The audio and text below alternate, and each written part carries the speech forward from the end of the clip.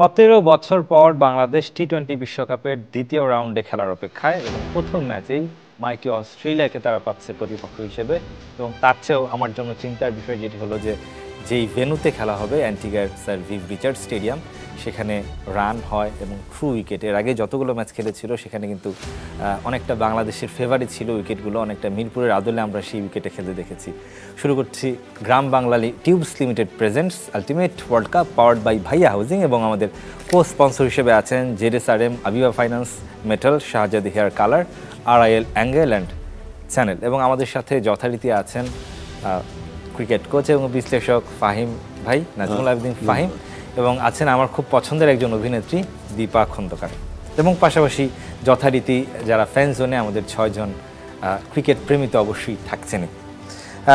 যেটা বলছিলাম ফাহিম ভাই, আপনার সাথে কি আপনি একমত হবেন কিনা? আমি শুরুতে যেটা বললাম, অস্ট্রেলিয়ার প্রতিপক্ষ এবং অ্যান্টিগার যে উইকেটে আমরা গতকালও খেলা দেখলাম, সেই উইকেটে 194, সাউথ আফ্রিকার মতো টিম যারা গ্রুপ পর্বে অনেকটা স্ট্রাগল করছিল রানের জন্য, তারা সুপার 8-এ এসে রানের দেখা পেল। ধন্যবাদ। গ্রুপ পর্বে আমরাও স্ট্রাগল করেছি, এই পর্যায়ে এসে আমরা রান করবো, মানে 8-10টা দল যা করেছে আমরাও তাই করব। বিশ্বাসটা রাখেন কি? 8-10টা দল যা করেছে বাই নট।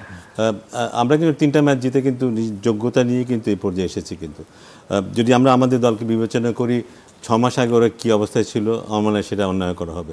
এই মুহূর্তে আমাদের দল সেই জায়গাটাতে নেই। 3টা ম্যাচ জিতেছে, 4র্থ ম্যাচ ওরা জিতে যেতে পারতো সাউথ আফ্রিকার সাথে, তাহলে ব্যাপারটা দাঁড়াতো এই যে ওরা 4টা ম্যাচ জিতে কিন্তু পরবর্তী রাউন্ডে যাচ্ছে। সো যোগ্য দল হিসেবে ওখানে গেছে। হ্যাঁ, চ্যালেঞ্জ তো ডেফিনেটলি আছে, এখানে সব বড় বড় দলগুলির সাথে ওদের খেলতে হবে। হতে পারতো এমনও যেখানে এখানে ভারত, অস্ট্রেলিয়া এবং নিউজিল্যান্ড জায়গাটা আফগানিস্তান নিয়েছে। কিন্তু তাহলে বোঝা যায় যে এই পর্যায়টা কত টাফ একটা কম্পিটিশন হবার কথা। বাট আমার মনে হয় যে বাংলাদেশ দল এখন প্রস্তুত। বাংলাদেশ দলকেও খুব ছোট করে দেখার সুযোগ নেই। কিন্তু বাংলাদেশ দল কিন্তু সাউথ আফ্রিকার মতো দলকেও কিন্তু কোণঠাসা করেছিল তাদের বোলিং দিয়ে। ট্রু যে আমরা ব্যাটিংয়ে কিছুটা মনের মতো হচ্ছে না, কিন্তু বোলিং কিন্তু যতটুকু আমরা ভেবেছিলাম তার চেয়ে তো বেশি হচ্ছে। তো সব কিছু মিলে আমাদের পারফরমেন্স কিন্তু সন্তোষজনক, এবং এটা এই পর্যায়েও আমরা আশা করব যে সেটা আমাদের দল ধরে রাখতে পারবে। জি, হাতুরু সিং কথা বলেছেন ম্যাচ পূর্ব সংবাদ সম্মেলনে, তিনি ক্রিকেটারদের স্বাধীনতা দেওয়ার পক্ষের কথা বলেছেন, এবং অস্ট্রেলিয়া দল তারাও বাংলাদেশকে সমীহ করছে।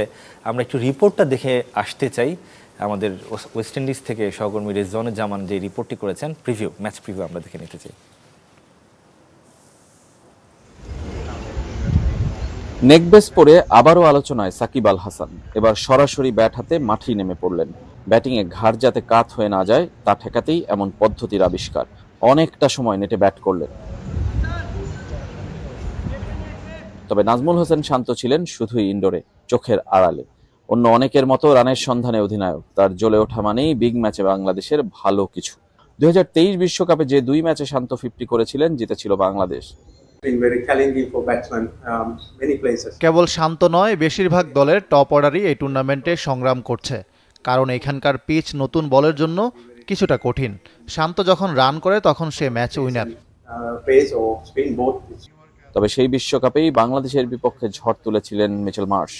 যেমন এদিন প্র্যাকটিসে তুলল অজিরা। পুরো দল না আসলেও মার্শ স্টয়নিসদের বিগ হিটগুলো আছড়ে পড়ছিল কুলিস ক্রিকেট গ্রাউন্ডের গ্যালারিতে। সুপার 8-এ ওঠা প্রতিটা দলই ভালো ক্রিকেট খেলছে। এই কন্ডিশনে বাংলাদেশ শক্তিশালী দল, তাদের প্রতি আমাদের পূর্ণ শ্রদ্ধা আছে। আমরা আমাদের ক্রিকেটটা খেলবো, আশা করি বাংলাদেশের বোলাররা আমাদের চ্যালেঞ্জ হবে না। মার্শের আশা আর বাস্তবতা বিপরীত পথের পথিক। আগের 4 ম্যাচেই ধারাবাহিক বাংলাদেশ পেসাররা। সবচেয়ে বেশি ডট বল দিয়েছেন মুস্তাফিজ। তানজিম সাকিব সেরা উইকেট শিকারীদের কাতারে উপরের দিকে আছেন। তবে তাসকিন আহমেদ একটু ছন্নছাড়া, ম্যাচের আগে অনুশীলনও করেননি। তার জায়গা নিতে পারেন শরীফুল, অনুশীলনে যে সিরিয়াস। প্রথম পর্বের বাধা টপকানোর লক্ষ্য পূরণের পর সুপার 8 নিয়ে লক্ষ্যহীন বাংলাদেশ। অন্তত মনের ইচ্ছা মনেই গোপন রেখে দিয়েছেন কোচ। প্রথম লক্ষ্য পূরণ হয়েছে, এখন আমরা উপভোগ করতে চাই, ছেলেদের স্বাধীনভাবে খেলার সুযোগ দেব। তার মানে এই না যে মাঠে গিয়ে যা খুশি তাই করার লাইসেন্স পাবে। সবার নির্দিষ্ট ভূমিকা আছে দলে, তা পালন করার ক্ষেত্রে অবশ্যই স্বাধীনতা আছে। অস্ট্রেলিয়ার সঙ্গে শক্তির পার্থক্য সবার জানা হলেও পরিসংখ্যান সে কথা বলছে না। এই ফরম্যাটে 10 দেখায় 4 জয় বাংলাদেশের। সুপার 8-এ বাংলাদেশের প্রথম প্রতিপক্ষ মাইটি অস্ট্রেলিয়া, যাদের বিপক্ষে ম্যাচ দিয়ে এবারের বিশ্বকাপের আসল পরীক্ষাটা শুরু হবে বাংলাদেশে। প্রথম পর্বের বাধা টপকে সুপার 8-এ কতটা ভালো খেলতে পারবে Bangladesh? Rezwanuzzaman, channel 24, Antigua, West Indies. Rezwanuzzaman একটা প্রশ্ন রেখেছেন যে সুপার 8-এ কতটা ভালো করতে পারে বাংলাদেশ। দীপা আপু, আপনার কাছে কি মনে হয় কতটা ভালো করবে? আমার তো যেটা মনে হয় যে এ পর্যন্ত মানে আমাদের তো আশাটা আসলে ওরা রেখেছে। আমরা যেরকম চাচ্ছিলাম যে ভালো করবে, অ্যাটলিস্ট আমরা সুপার 8-এ আসবো, এরকম একটা আমাদের আশা ছিল, সেই আশাটা পূরণ করেছে। আমিও আশা করব যে সুপার 8 আমরা পার হয়ে যাব, নিশ্চয়ই আমরা পরের রাউন্ডেও যাব। সোফার এখনো পর্যন্ত কার খেলা দেখে আপনি মুগ্ধ হয়েছেন বাংলাদেশিদের মধ্যে?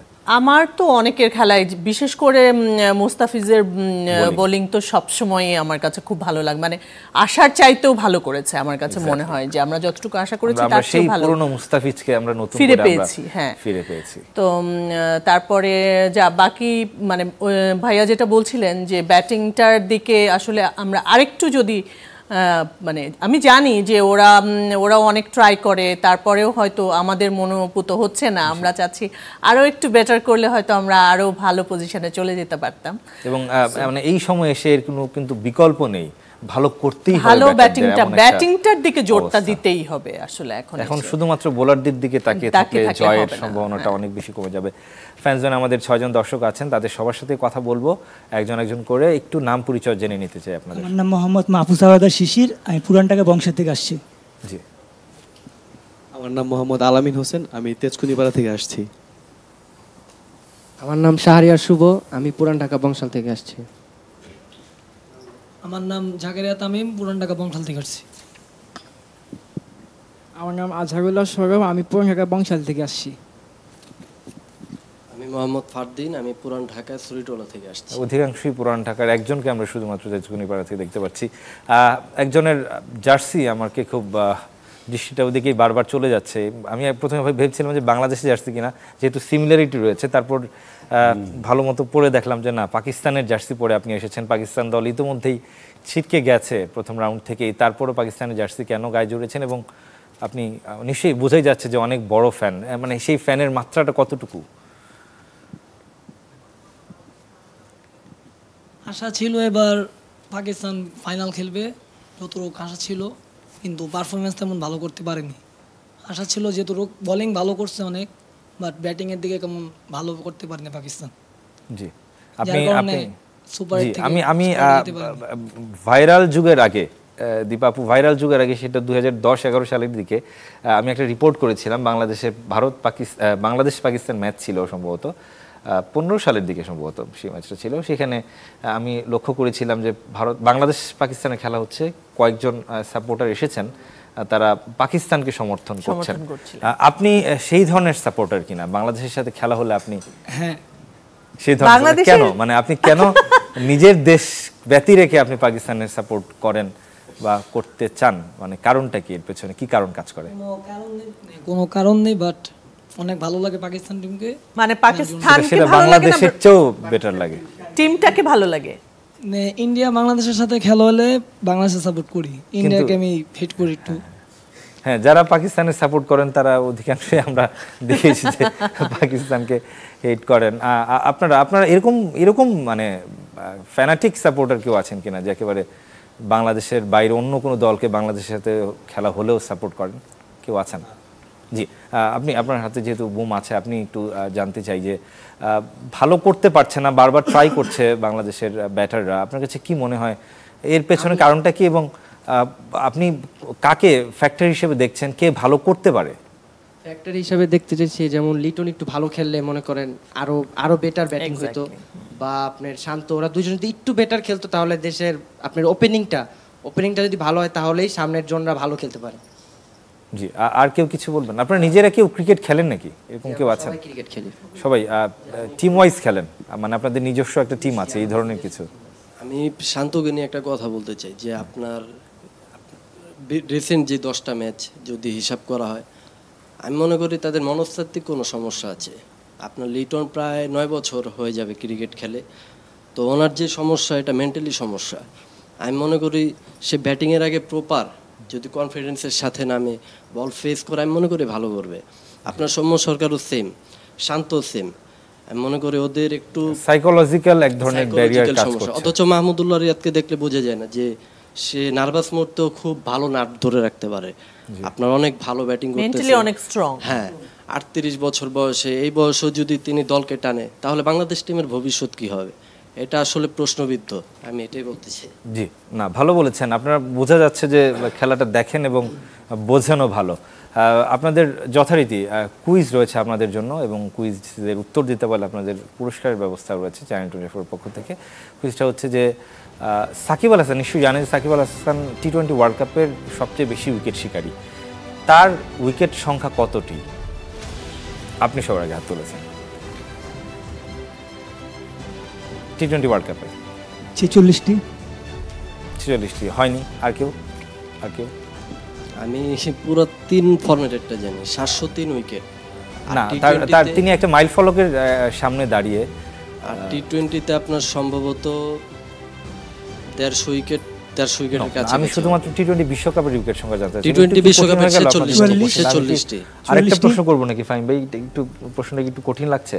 49টি উইকেট সাকিব আল হাসানের এখনো পর্যন্ত। 47 উইকেট তিনি নিয়েছিলেন। একদম শেষ ম্যাচটাতে এসে 2 উইকেট নিয়ে 49 উইকেট হয়েছে এবং এখনো পর্যন্ত 49টি উইকেট কারণে এবং 50 উইকেটের মাইল ফলকের সামনে দাঁড়িয়ে সাকিব আল হাসান। আরেকটি কোশ্চেন কি করা যায় ফাহিম ভাই? আপনার কাছে কি মনে হয়? যেতে পারে, সবাই ক্রিকেট খেলে, এটা সেকেন্ড চান্স। আমি একদম কথা না, তো একটা সহজ কোশ্চেন করি। আমি একদম শুরুতে এই প্রোগ্রামটা শুরু করেছিলাম একটা কথা বলে যে কত বছর পর বাংলাদেশ দল দ্বিতীয় রাউন্ডে খেলতে এসেছে। খুব সহজ, আমি বলেই দিয়েছি এর আগে। আপনি আগে হাত তুলেছেন। 18 বছর পর। সেই উত্তরটিও হয়নি, সেটা হয়নি। খুবই হতাশ করলেন আপনি আমাকে। প্রথম করেছিল সম্ভবত 2007-এ। হ্যাঁ, এরপর আর করা হয়। হ্যাঁ, 7 থেকে কত হলো তাহলে? থেকে 24, 17 বছর হয়। 7 থেকে আপনি বলেছেন, আপনার ধরে নিতে পারি আপনি আবার 18 বলেছেন। তারপর আপনি যেহেতু একেবারে স্পেসিফিক্যালি বলেছেন, আপনি পেয়ে যাচ্ছেন চ্যানেল 24 এর পক্ষ থেকে একটা গিফট হ্যাম্পার। দর্শক, আপনারা যারা টেলিভিশন সেটের সামনে বসে আমাদের এই প্রোগ্রামটি দেখে থাকেন তাদের জন্য প্রতিদিন কুইজ থাকে আমাদের। এবং গতকালের কুইজ ছিল যে বিশ্বকাপের এই আসরের প্রথম পর্বে দলীয় সর্বোচ্চ স্কোর কোন দেশের ছিল। একেবারে শেষ ম্যাচটাতে এসে ওয়েস্ট ইন্ডিজ সেটি করতে পেরেছিল। অপশন এ ছিল ওয়েস্ট ইন্ডিজ এবং বি অস্ট্রেলিয়া। এবং সঠিক উত্তর ছিল এ, ওয়েস্ট ইন্ডিজ। 219 রান তারা করেছিল আফগানিস্তানের সাথে এবং আমরা সঠিক উত্তর পেয়ে গেছি। সঠিক উত্তর হচ্ছে, উত্তরদাতা পেয়ে গেছি, দুঃখিত, ফয়সাল চট্টগ্রাম থেকে। তাকে খুঁজে পাচ্ছিলাম না, অবশেষে ধরা গেছে। খুঁজে না পেলে দীপা খন্দকার আছেন, দীপাপুকে সেই পুরস্কারটি দেওয়া হতো, 1000 টাকার পুরস্কার। আপনারা ইতিমধ্যেই আপনি জিতে গেছেন। হ্যাঁ, একটা বড় লস হয়ে গেল। যাই হোক, তারপরও আমরা চাই যে ইন্টারেকশনটা সবসময় পাওয়া গেছে অবশেষে শেষ পর্যন্ত। আমাদের আজকের কুইজটা আমরা একটু জেনে নিতে চাই। ওয়েস্ট ইন্ডিজ বনাম ইংল্যান্ডের ম্যাচে একমাত্র অর্ধশতক কে করেন? অপশন এ হচ্ছে জস বাটলার, বি হচ্ছে ফিল সল্ট। আজকের খেলা যারা দেখেছেন, আচ্ছা, একটা ভালো খেলা হয়েছে ওয়েস্ট ইন্ডিজ বনাম ইংল্যান্ডের মধ্যকার। সেই ম্যাচটিতে ইংল্যান্ড জয়লাভ করেছে।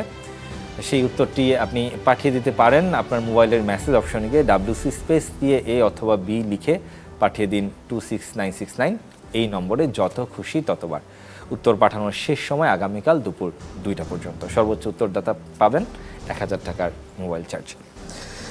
ফাহিম ভাই, বাংলাদেশ দল আমরা যতটুকু জানতে পেরেছি যে হয়তোবা আমরা যেটা রিপোর্টে শুনছিলাম যে তাসকিন, তিনি ভাইস ক্যাপ্টেন ছিলেন, তার বদলে যেহেতু একটা সময় মনে হচ্ছিল যে তানজিম সাকিবের ইনক্লুশনটা কিন্তু হয়েছিল শরীফুলের ইনজুরির কারণে। এখন তানজিম সাকিব যেহেতু দুর্দান্ত বল করছেন, সেহেতু শরীফুলও ফিট হয়ে গেছেন। এই জায়গাটা থেকে কিছুটা মধুর সমস্যা কিনা বাংলাদেশ দলের, এবং আপনার কাছে কি মনে হয় একাদশে পরিবর্তনের সম্ভাবনা কতটুকু দেখছেন আপনি? না, পারতপক্ষে না হলেই ভালো। যদি ব্যাপারটা এমন হয় যে হ্যাঁ, না হলেই ভালো। এই কারণে বললাম যে তাসকিন গত ম্যাচটা কিছুটা মনে হয়েছিল যেন রিদেমে নেই। মনে হয়েছে যে এর আগে যা খেলেছে, 4-5টা ম্যাচ যা খেলেছে, যেমনটা দেখেছি আমরা গত ম্যাচে ঠিক 7 আমরা দেখেন, এই জন্য বোধহয় প্রশ্ন আসছে, মানে ও শারীরিকভাবে কোনো অসুবিধা আছে কিনা, কোনো দিক থেকে কোনো অসুবিধা আছে কিনা। সেরকম কোনো অসুবিধা থাকলে অবশ্যই হয়তো শরীফে চলে আসবে, বাট সেরকম কোনো অসুবিধা না থাকলে আমার মনে হয় তাসকিনকে এই সাথেই স্টিক করা উচিত, কারণ যে কন্ডিশনে খেলা হবে এইসব উইকেটে একটু বাউন্স আছে, পেস আছে, এবং ওইটাই তাসকিনের প্রয়োজন। তাসকিন যদি ভালো জায়গায় বল করতে পারে, আমার মনে হয় তানজিম সাকিবের সাথে খুব ভালো একটা পার্টনারশিপ হতে পারে, এবং এটা আমাদের খুব দরকার হবে অস্ট্রেলিয়ার বিরুদ্ধে, ওদের টপ অর্ডারের বিরুদ্ধে। সো আমার মনে হয় এর বাইরে আমি তেমন একটা পরিবর্তনের সুযোগ দেখছি না। ওই যে একটা জায়গায় হতে পারে তাসকিন যদি কোনো কারণে if is not at is best, সেই ক্ষেত্রে হয়তো শরীফুল তার ইনক্লুশন হতে পারে এই দলে। জি, দীপ আপু, আপনার কাছে মনে হয় কিনা যে বাংলাদেশ যেই গ্রুপে পড়ে গেছে আসলে তারা কোয়ালিফাই করে, কিছুটা তুলনামূলকভাবে কিছুটা টাফ গ্রুপ, কারণ ভারতের মতো দলের সাথে তাদের খেলতে হবে, আফগানিস্তান ভালো খেলছে এবং তারা টি-20-তে ওয়ান অফ দ্য বেস্ট সাইটই বলা যায়, যার একটু টাফ তো বটেই, তারপরেও মনে হয় যে আসলে এরকম তো হতেই পারে, এটা এমন, এবং আপনাকে প্রুফ করতেই হবে। হ্যাঁ, প্রুফ করতে হবে। সবসময় আমরা তো এক্সপেক্ট করতে পারি না যে আমরা সবসময় খুব উইক দলের সাথে খেলবো, এবং সেটা আসলে বড় কিছু না। স্ট্রং দলের সাথে খেলা মানে হচ্ছে কিন্তু আমাদের দেশের জন্য এটা একটা বড় ফেস করাটা, প্রমাণ করাটা অনেক বড় ব্যাপার, যে আচ্ছা ঠিক আছে এরকম একটা দলের সাথে আমরা খেলে যদি জিতে আসতে পারি, সেটা অনেক বড়। আপনার কাছে মনে হয় কিনা যে বাংলাদেশ এই 3টা ম্যাচ থেকে কোনটাতে আপনি জয়ের সম্ভাবনা বেশি দেখছেন বাংলাদেশের? আফগানিস্তান, অস্ট্রেলিয়া, ভারত? আসলে আনপ্রিডিক্টেবল অনেক সময় হয় না, যে আমরা মনে করছি যে আফগানিস্তানের সাথে তো অবশ্যই জিতবে, কিন্তু দেখা গেল যে আফগানিস্তানের সাথে হেরে গিয়ে হয়তো অস্ট্রেলিয়ার সাথে জিতে গেল। এরকমও তো হয়েছে, এর আগেও হয়েছে এরকম। তো আমার কাছে মনে হয় যে খুব স্ট্রং দলের সাথে জিতে গেলেই আমি বরঞ্চ খুশি হব, যে অস্ট্রেলিয়া বা ভারতের সাথে যদি যখন বড়টাকেই হারাই। হ্যাঁ, এক্স্যাক্টলি। এবং আমাদের সেই রেকর্ডও রয়েছে, আমরা সাউথ আফ্রিকার মতো দলের, যদিও সেটা ওয়ানডে ছিল, আমরা কিন্তু দ্বিতীয় পর্বে গিয়ে সাউথ আফ্রিকাকে হারিয়েছি সোফার। আমরা এখন বলতে, আপনাদের কাছে কি মনে হয় কোন দলের বিপক্ষে জয় পেলে আপনারা বেশি খুশি হবেন? আপনি যিনি পাকিস্তানের সমর্থক আছেন, আমার মনে হয় আপনি ভারতের দলকে হারাতে পারলে বেশি খুশি হবেন। ভারত সেমিফাইনাল না গেলে খুশি, বাংলাদেশ যাক, বাংলাদেশ গেলে ভালো হয়। মানে এখন যেহেতু পাকিস্তান নাই, আপনি তো নিশ্চয়ই এখন বাংলাদেশকে সাপোর্ট করছেন। এখন তো বাংলাদেশ সাপোর্ট করতে হবে, কিন্তু কারণ নিজের দেশ করতে হবে একবারে। আর কেউ কি কিছু জানাবেন? ভারত তুলনামূলকভাবে এশিয়ার মধ্যে সবথেকে ভালো টিম। যদি ভারতকে হারায় তাহলে সব থেকে ভালো, যেহেতু বীরেন্দ্র সেবাগ একটা কথা বলছে যে বাংলাদেশ নাকি জিততে পারবে না, এটা 1% চান্স, আর যদি জিতেও যায় সেটা অঘটন। আমি মনে করি অঘটনের কিছু নেই, কারণ ভারতের সাথে আমরা দুইটা, মানে রিসেন্ট যদি সিরিজের হিসাব করি 2015 থেকে, বাংলাদেশ ফার বেটার টিম ইন্ডিয়ার থেকে সিরিজের হিসাব করলে। তো ভারতের সাথে জেতা উচিত, আর অস্ট্রেলিয়া শক্তিশালী দল, আর আফগানিস্তানের সাথে জেতার চান্সটা থাকা উচিত, কারণ আফগানিস্তানের সাথে সিরিজও জিতছে, তারপরে আপনার এভাবে যে খেলাগুলো হয়েছে এশিয়া কাপে সেটাতেও জিতছে বাংলাদেশ। তো সুতরাং আমি মনে করি বাংলাদেশ, আফগানিস্তান, ভারত, অস্ট্রেলিয়ার সাথেও জিতা উচিত। আমি 3টা জিতলে খুশি হবে। জি, দীপা আপুর কাছে যেতেছে, এই যে কথার লড়াইগুলো হয়, সাবেক ক্রিকেটাররা বিভিন্ন রকমের মন্তব্য করেন এবং বেশ বিষ বাষ্প ছড়ায় যারা সমর্থক রয়েছেন তাদের মধ্যেও। আমরা এই বিষয়গুলো এই সাবকন্টিনেন্টেই আমার মনে হয় বেশি দেখা যায়, শ্রীলঙ্কা, ভারত, পাকিস্তান, বাংলাদেশ। আপনি এটা কি এনজয় করেন নাকি? আপনার কাছে কি মনে হয় এটার ইম্প্যাক্টটা কেমন আসলে খেলায়? আমার কাছে এটা মনে হয় যে একটু নেগেটিভিটি ছড়ানোই বলে, মানে হয় না যে অনেক সময় খেলায় একটা বাড়তি মাত্রা কিংবা এক্সাইটমেন্ট দেয়, একটা এক্সট্রা প্রেসার দিয়ে দেয়া।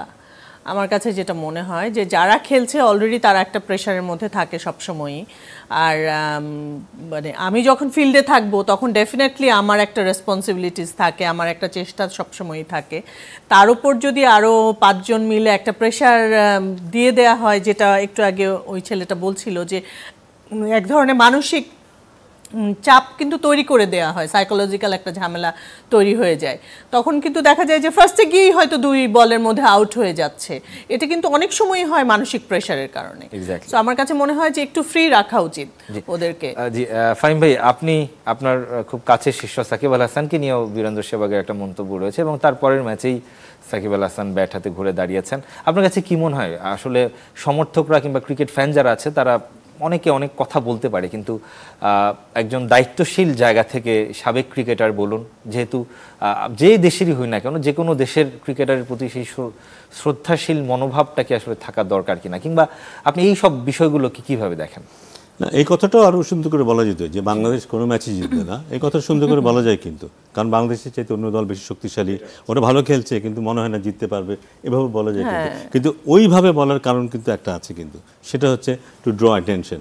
ওইভাবে বলেছেই বলে আমরা এখন 3-4 মিনিট ওর পিছনে খরচ করলাম, কিন্তু এক্স্যাক্টলি ও যদি ভদ্রভাবে বলতো আমরা খরচ করতাম না। So he is drawing attention, সব মানুষের চোখ ওদিকে পড়েছে, পুরো বাংলাদেশের চোখ ওদিকে পড়েছে কিন্তু, না হলে কিন্তু ওদিকে কেউ তাকাতোই না, কারণ আজকাল অনেকের দিকে কেউ তাকায় না।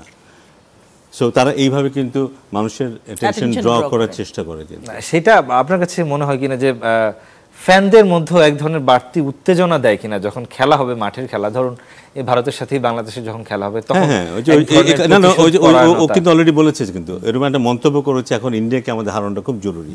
সো এটা কিন্তু এক ধরনের অনেককে কিন্তু এটা অন্যভাবে উত্তেজিত করে, মোটিভেট করে, কিন্তু খেলোয়াড়দেরকেও কিন্তু একটা রিভেঞ্জ, যুদ্ধ একটা ব্যাপার তৈরি হয়ে যায়। ঠিক আছে, আমরাও দেখে নেব, এই ধরনের একটা অন্য ধরনের ইয়ে তৈরি হয়, কিন্তু যেটা একদিক থেকে আমাদের জন্য ভালোই, যেটা এটা আমাদেরকে অন্যভাবে মোটিভেট করে।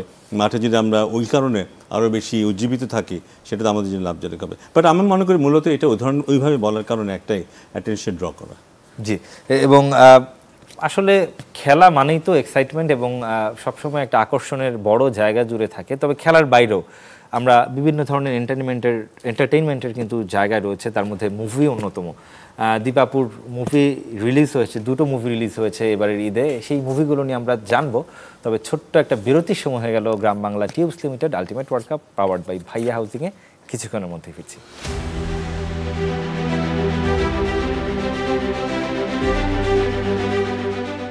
দর্শক film Gram Bangla tubes limited presents ultimate world cup powered by Bhaiya housing, এবং আমাদের কো স্পন্সর হিসেবে আছে ZSRM, Aviva finance, metal, Shahzadi hair colour এবং RIL অ্যাঙ্গেল অ্যান্ড চ্যানেল। আমরা বিরতির আগে কথা বলছিলাম যে 2টো ছবি রিলিজ হয়েছে এবারের ঈদে দীপাপুর। আমরা ছবিগুলোর একটু ইন্ট্রো জানতে চাই, চাইলে আপনি স্পয়লারও দিতে পারেন। না, স্পয়লার দিতে চাই না, কারণ স্পয়লার দেওয়াটা ঠিক হবে না। আমার 2টো সিনেমার মধ্যে একটার নাম ডার্ক ওয়ার্ল্ড আর একটার নাম রিভেঞ্জ। 2টো সিনেমাই একটু অ্যাকশন টাইপের cinema, action thriller. Dark world সিনেমাটা হচ্ছে সাইবার ক্রিমিনালদের উপরে। আপনার ভূমিকাটা কি থাকে সেই সিনেমায়? সাইবার ক্রিমিনালের একজন ভিকটিম, মানে আমার ফ্যামিলির একজন ভিকটিম, আমি তার এগেনস্টে গিয়ে আর কি ওদের ক্রিমিনালদের এক ধরনের রিভেঞ্জ নেয়ার। আচ্ছা আচ্ছা আচ্ছা, সেটা হচ্ছে ডার্ক ওয়ার্ল্ডে। আর রিভেঞ্জটা হচ্ছে ওই ফ্যামিলি অ্যাকশন টাইপের। নিশ্চয়ই আসলে যতই ছবি করুন কিংবা নাটক করুন না কেন, নিশ্চয়ই একজন অভিনেত্রীর কাছে কোনোটাই ছোট বড় নয়। তারপর আপনি কি একটু জানতে চাই যে কোন মুভিটা করতে গিয়ে আপনি বেশি মানে আপনি আপ্লুত হয়েছেন, কি আমার বেশি ভালো লেগেছে, এরকম কোনো আছে কিনা? আসলে যেটা হয় কি, মানে যখন একটা কাজে ইনভলভ হই, ওইখানে আমার কি করণীয়, আমার ইম্পর্টেন্স কতটুকু, সেটা আগে গুরুত্ব পায়। তো 2টোর মধ্যে ডার্ক ওয়ার্ল্ডে আমার প্রেজেন্সটা অনেক বেশি ছিল, এবং ফার্স্ট টু লাস্ট পুরো গল্পের মেইন যেই পার্টটা সেটাই আমার উপরে ছিল। সো ওটার প্রতি তো একটা অন্যরকমের ভালো লাগা ছিলই, ইনভলভমেন্টটা অনেক বেশি ছিল। আর রিভেঞ্জে যেহেতু একটা পার্ট, মানে পুরোটা জুড়ে না, একটা পার্টে আমি ছিলাম। সো ওটা কিন্তু কাজ করার সময় যেটা কখনো এরভাবে তো আর দেখি না যে আমি শুরুতেই বলেছি শিল্পীরা তো হ্যাঁ যে আমি এটাতে খারাপ করে কাজ করব বা কনসেন্ট্রেশন কম দিব, এরকম তো আর হয় না। কেমন সাড়া পাচ্ছেন না, কেমন দেখছে মানুষজন মুভি? একটা সময় না, আসলে যেটা হয় কি, এখন যেহেতু একটা শাকিব খানের তুফানের একটা ঝড় চলছে, সো ওটার বাইরে গিয়ে যারা সিনেমাটা দেখে বের হচ্ছে তাদের কাছে খারাপ লাগছে না। মানে ফাইন ভাই, আপনি একটা সময় বলতে এগুলো একটু ভিন্ন ধরনের ছবি কিন্তু একটু ভিন্ন বলতে হচ্ছে, হ্যাঁ অ্যাকশন তিনটাই এখন আসলে সিনেমা হলে তিনটাই অ্যাকশন সিনেমা চলছে। ফাইন ভাই, আপনি একটা সময়, আমি যতটুকু জানি যে একটা সময় খুব সিনেমা দেখতেন আপনি, এখন সেভাবে দেখা হয় কিনা? না মানে সেইভাবে সিনেমা দেখতাম তা না, বাট আমি সিনেমা দেখি, বাড়িতে সিনেমা দেখি, বাইরে অতটা যাওয়া হয় না, খুব কম।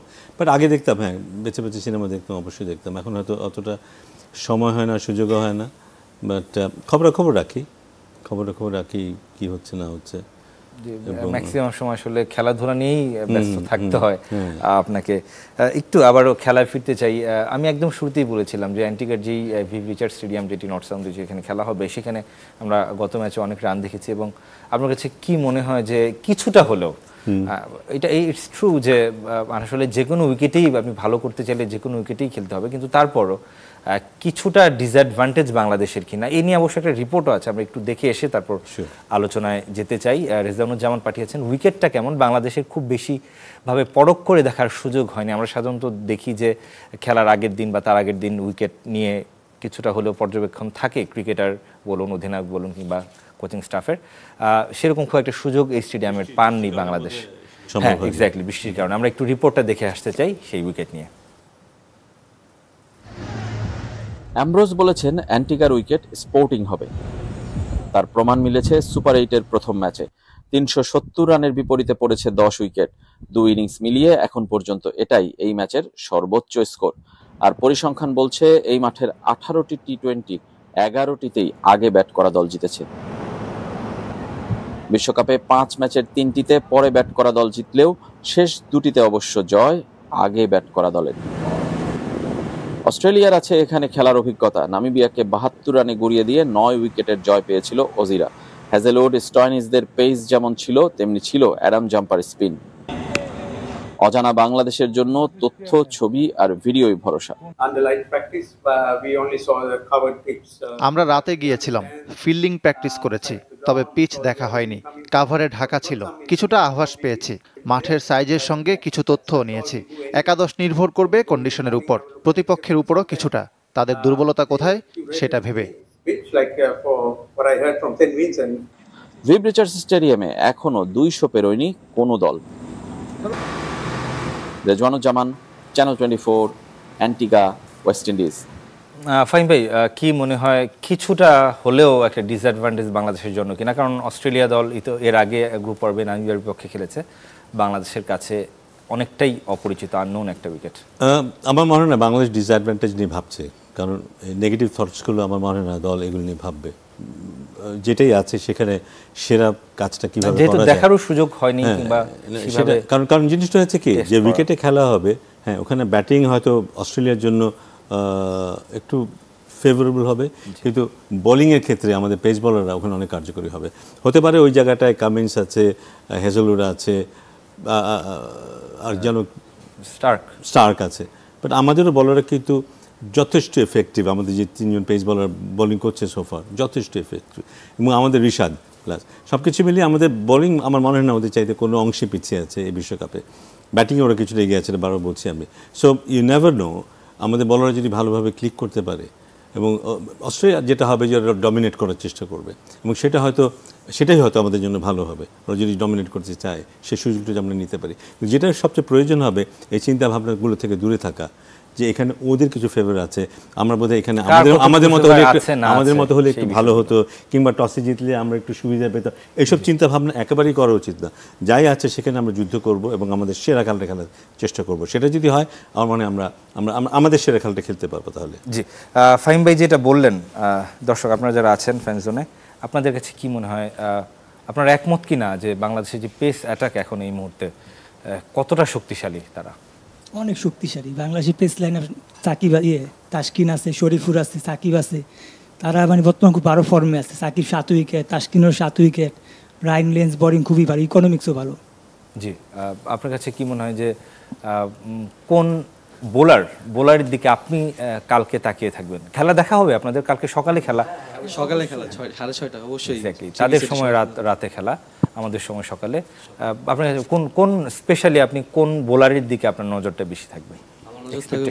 মুস্তাফিজের দিকে, কারণ মুস্তাফিজ অনেক ভালো ফর্মে আছে, উনি কি করতে পারে, ওনার নিজের বেস্ট পারফরমেন্সটা দেওয়ার জন্য আর কি, নামার জন্য ওনার দিকে তাকিয়ে থাকবো, যেন শেষ 2 ওভার বা শেষ 2 ওভার উনি কি করে, যদি সেকেন্ডে বোলিং করা হয় শেষ স্লগ ওভার উনি কি করে, সেই জন্য আর কি তাকিয়ে থাকবো।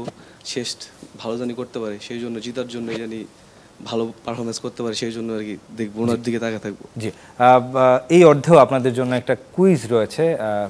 কুইজটা আমি একটু করতে চাচ্ছি আপনাদের, দেখি আপনারা বোলিং নিয়ে যেহেতু কথা হচ্ছে, বোলিং নিয়ে ধরি যে বাংলাদেশের একজন বোলার, তিনি নাম বলে দিই, তিনি মুস্তাফিজুর রহমান।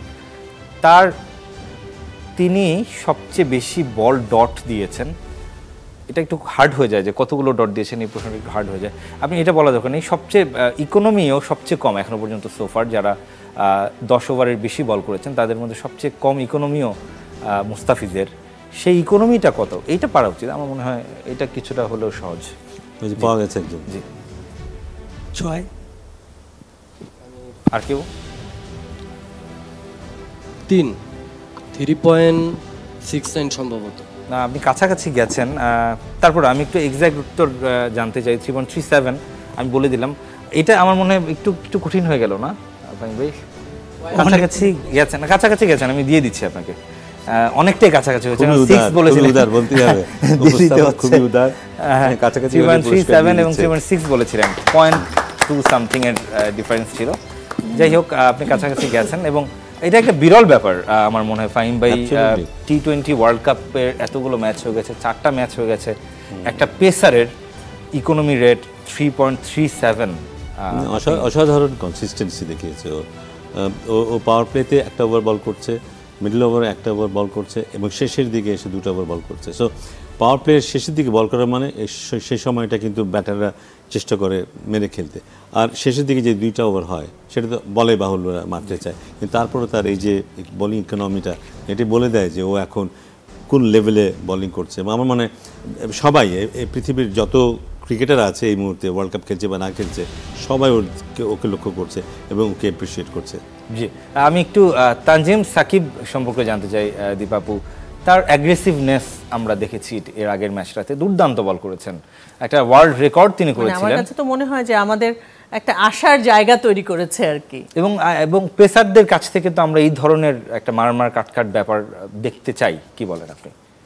দেখতে তো চাই, তবে আমার কাছে মনে হয় তানজিম সাকিব মানে আর যেরকমভাবে আমরা নতুন তো তারপর অনেক দিন হলো খেলছে, মানে এরকম আমরা ব্যাটারদের মধ্যেও এরকম একটু অ্যাগ্রেসিভ কাউকে দেখতে চাই। একজনকে আমরা দেখেছি তাওহীদ হৃদয়, কিন্তু আমার মনে হয় সংখ্যাটা বাড়া দরকার।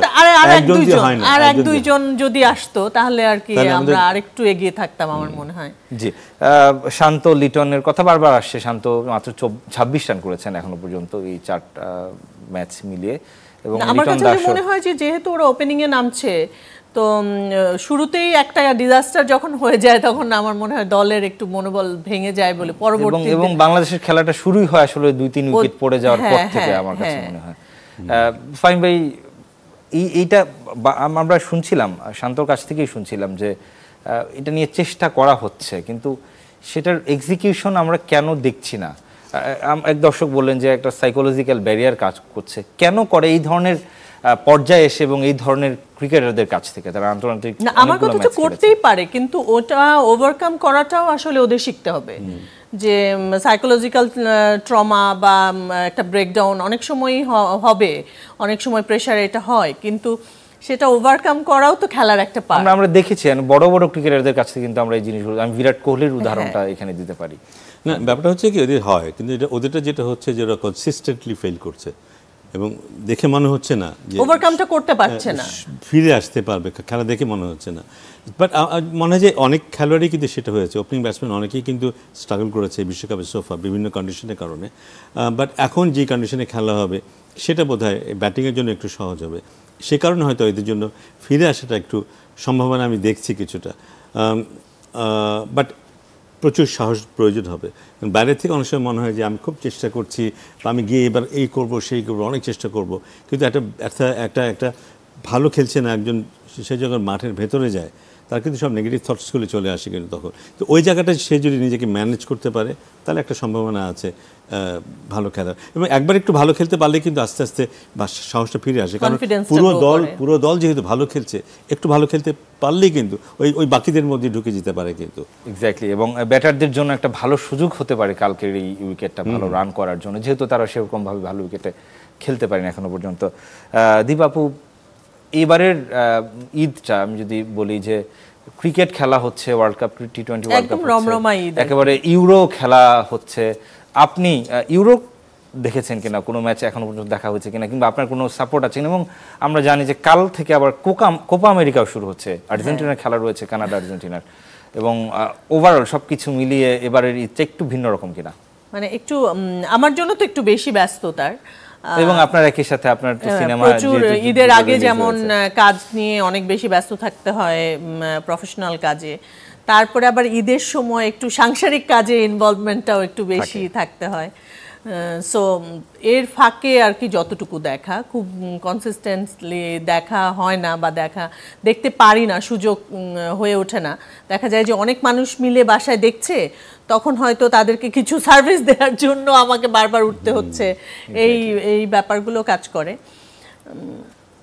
তো এখন তো ঈদ শেষ, একটা ফ্রি টাইম, নেক্সট খেলাগুলো আরামসে দেখতে পারবো। নরমালি ঈদ কেমন কাটানো হয় ঈদে, এবং অনেক ব্যস্ততার মধ্যে, ভীষণ ব্যস্ততা, এবং ঈদুল আজহা, বিশেষ করে ঈদুল আজহাটা একটু তো ঝামেলার আমাদের দেশের জন্য, কুরবানি গোশত এগুলো নিয়ে কাটাকাটি, একটু বেশি ইনভলভমেন্ট থাকে। তবে এবার কিন্তু বলতে হবে যে ঈদের দিন ভোরে দলটা জিতলো, নেক্সট রাউন্ডে গেল, এটা কিন্তু একটা দারুণ ইয়ে ছিল। কিন্তু জাস্ট একটু চিন্তা করে যদি আমরা ওই দিন যদি আমরা ম্যাচটা হেরে যাই, ওদিকে যদি নেদারল্যান্ড ম্যাচটা জিতে যায়, ওরা যদি চলে যায় আর আমরা যদি পিছনে পড়ে থাকি, পুরো ঈদটা অনেকের কাছে আমার মনে হয় এটা মাটি হয়ে যেত। সেই ধন্যবাদ আমাদের দলকে, ধন্যবাদ যে ওরা আমাদেরকে এমন একটা সুন্দর ঈদ উপহার দিয়েছে। অবশ্যই জি আপু, ঈদ নিয়ে বলছিলাম যে অনেক ব্যস্ততায় থাকা হয়, তারপরও ঈদে, রোজার ঈদে যেমনটা হয়, যে ধরনের আমরা জামা কাপড়ের দিক থেকে বলি, একটু বেড়ানোর দিক থেকে ফুরফুরে মুডে থাকা হয়,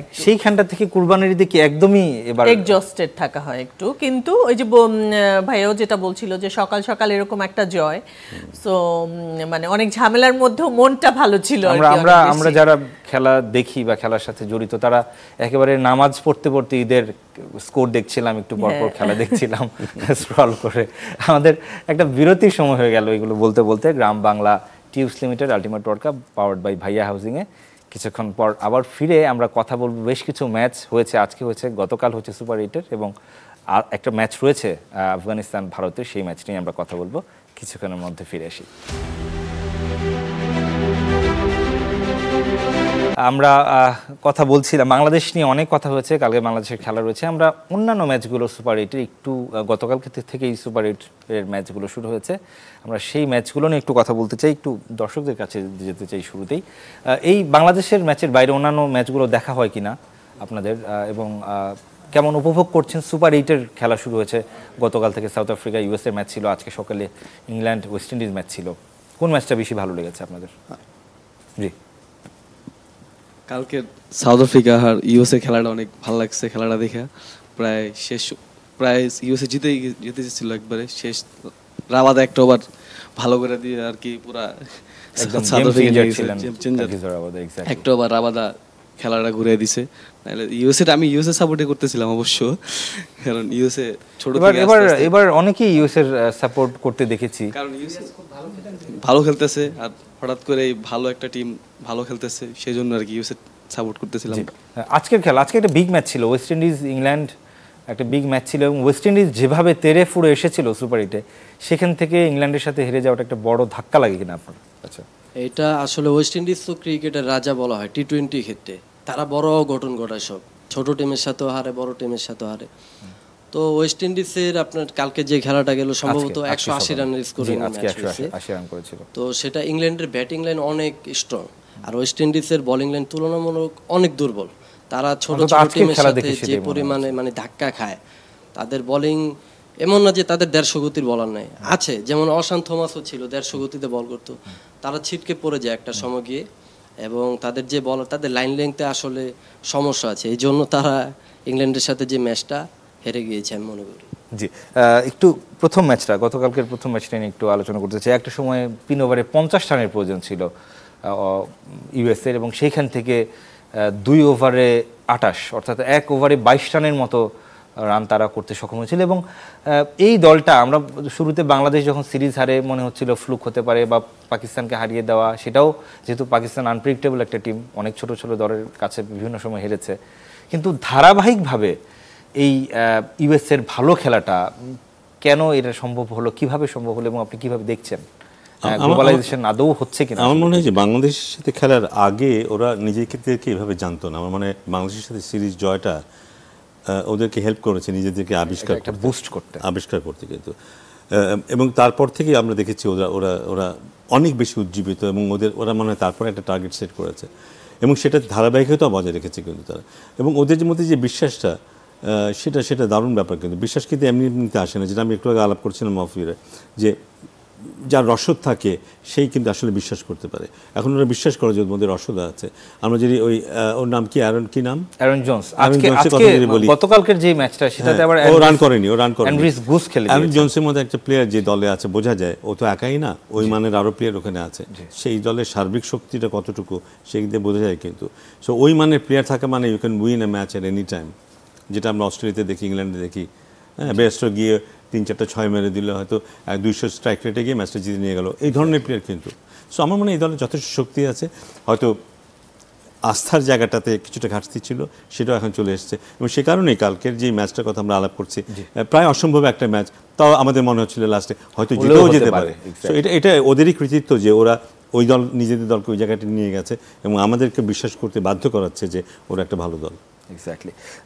দীপাপু, আপনার বাংলাদেশের বাইরে কোনো পছন্দের দল ক্রিকেটে আছে কিনা? ফুটবল নিয়ে আপনার সাথে এর আগে আমি আলোচনা, দলের চাইতে আসলে প্লেয়ারদের প্রতি একটু বেশি ছিল, মানে খেলাটার ব্যাপারে অ্যাট্রাকশন ছিল। যেই সময়টাতে আমরা আসলে খেলা দেখার প্রতি আমাদের আকর্ষণ তৈরি হয়, সচিন টেন্ডুলকার যখন খেলতো তখন, হ্যাঁ, ব্রায়ান লারা, মানে আমি সচিনের থেকেই আমার পছন্দটা শুরু হয়েছিল। যখন 25 হয়, সেঞ্চুরি করে, তখন থেকে মানে খেলার ভালো লাগাটা তৈরি হয়েছিল। তো সচিনের খেলা সবসময় ভালো লাগতো, ক্রিস গেলকে খুব ভালো লাগতো। তো এরকম আমি বলবো যে দলের চাইতে অনেক বেশি অ্যাট্রাক্ট করতো আমাকে। এই সময় এসে, এখন যেহেতু এরা কেউই খেলছেন না, এই সময় এসে আপনার এই ধরনের কোনো ক্রিকেটার আছে কিনা পছন্দের? অন্য দেশের? জি, অন্য দেশের এখন আসলে বাংলাদেশের ব্যাপারে এত বেশি আমরা এত স্টার বা বাংলাদেশ, ওই সময় বাংলাদেশে তেমন একটা স্টার ছিল না, এই কারণেই হয়তো ছিল। রফিককে পছন্দ করতাম, রফিককে খুবই পছন্দ করতাম, খুব ভালো খেলোয়াড় ছিল। মানে তখন বাংলাদেশের মধ্যে একমাত্র রফিককেই খুব পছন্দ করতাম, ওর খেলা। এখন আসলে বাংলাদেশের সবাই ভালো খেলছে এবং প্রত্যেকটা ম্যাচে বা প্রত্যেকটা টুর্নামেন্টে গিয়ে দেখা যায় বাংলাদেশের একটা পজিশন থাকছে বা তারা চেষ্টা করছে।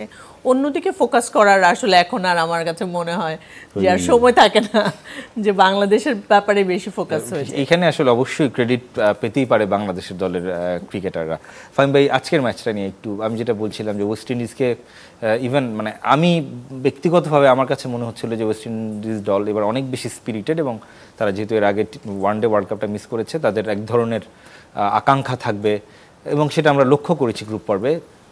এই ইংল্যান্ডের সাথে সেই ম্যাচটাতে একটা বড় রকমের ধাক্কাই খেলো ওয়েস্ট ইন্ডিজ। কি মনে হয়, ব্যাপারটা এমন না যে ইংল্যান্ড আন্ডারডগ এবং তারা ওদিকে জিতে গেছে। তারপরও একটা সময় কিন্তু ইংল্যান্ডের সাথে স্কটল্যান্ডও একদম সমানে সমান পাল্লা দিচ্ছিল।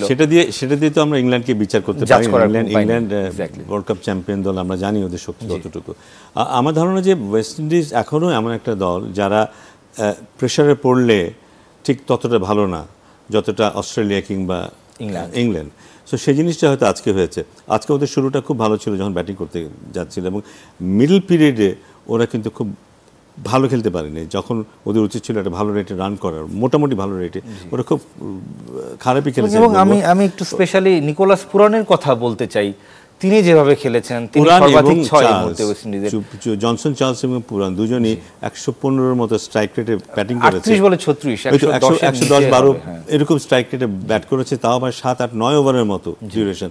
তাহলে কিন্তু আর কিছুই থাকে না, যে দলের স্কোরটা হতে পারতো 205-10 সেটা হয়ে গেল কিন্তু 180, এবং এই উইকেটে 180 বোধহয় ইংল্যান্ডের জন্য খুব কঠিন একটা স্কোর ছিল না। এবং ওরা যেটা বলছিল যে অস্ট্রেলিয়া ওয়েস্ট ইন্ডিজ বোলিংয়ের মধ্যে সেই ধারটা কিন্তু নেই, সেই ধারটা নেই যেটা অস্ট্রেলিয়াতে আছে, ইংল্যান্ডে আছে। সো এটাও একটা কারণ।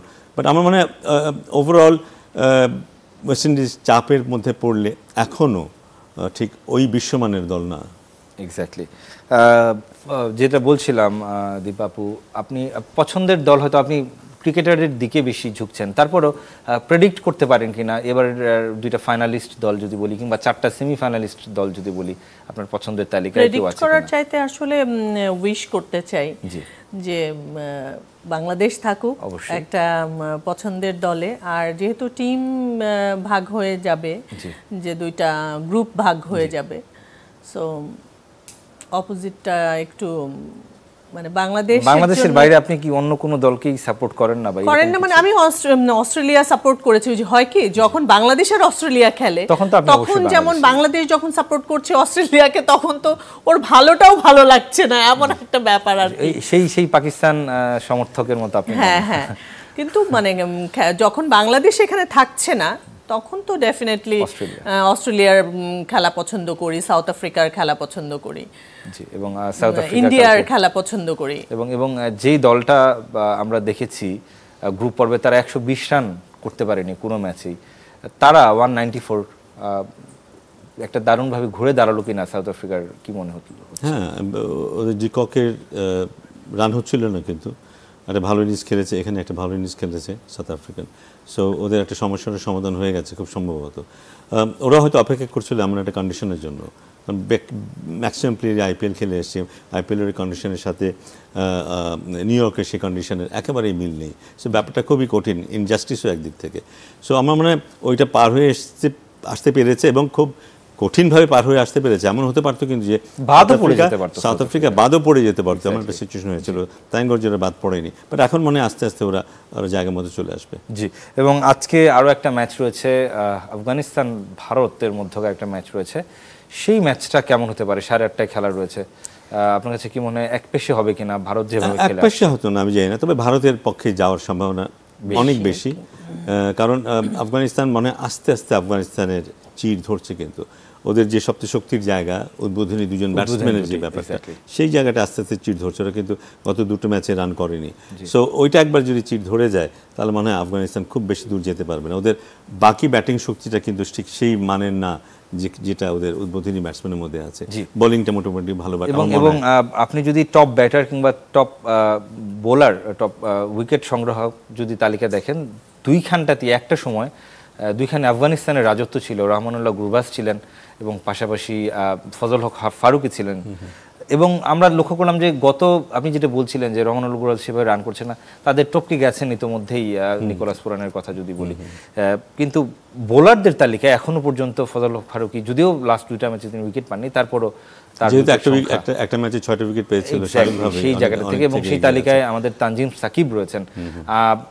কি মনে হচ্ছে শেষ পর্যন্ত গিয়ে, আমি যদি টিম পারফরমেন্স তো বটেই, সেই তালিকাটাতে বাংলাদেশের কোনো ক্রিকেটারকে আপনি দেখতে পাচ্ছেন কিনা, অন্তত বোলিং? না, আমি কিন্তু বাংলাদেশের কোনো প্লেয়ারকে দেখতে চাই না ওখানে। আচ্ছা, আমি দেখতে চাই দলগত পারফরমেন্স না, দেখতে চাই না, কারণ আমি দেখতে চাই যে মুস্তাফিজ 3 উইকেট পেয়েছে, সাকিব 3 উইকেট পেয়েছে, ও 3 উইকেট পেয়েছে, ও 2 উইকেট পেয়েছে, এটা চাই। তার মানে কি সবাই ভালো বল করছে। একজন ভালো বল করলে কিন্তু দল জিতবে না, সবাইকে ভালো বল করতে হবে, এবং সবাই যদি ভালো বল করে তারা কি টপ লিস্টে থাকবে না? টপ অফ দ্য লিস্ট থাকবে না কিন্তু।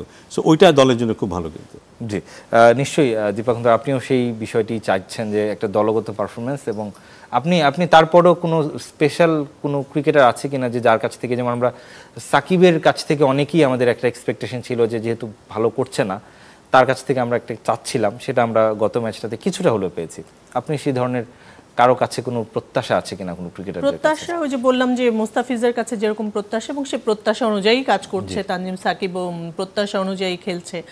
সো তারা আরও ভালো এগিয়ে যাক, এবং সেই সাথে আরও কিছু ব্যাটসম্যান এবং আরও কিছু বোলার বেরিয়ে আসুক যারা তাহলে ঘুরে আমাদের ফিরে কিন্তু দলটা ব্যাটসম্যানের কথা এবার তৃতীয়বার বলছি, তৃতীয়বার বলছে কিন্তু যে আরো কিছু ওই জায়গাটা একদম অটল আছে এবং একদম রাইট এবং বাংলাদেশের মানে আমার মনে হয় সবাই যারা ক্রিকেট দেখেন বা বুঝেন সবাই চাচ্ছেন যে বাংলাদেশের ব্যাটার সবসময় আমরা দেখি যে আমাদের বোলিংটা অনেক ভালো হয়, অনেক ভালো আমরা ফিল্ডিং করছি, বোলিং করছি, কিন্তু ব্যাটিং এ গিয়ে আমরা একটু দুর্বল হয়ে যাচ্ছি।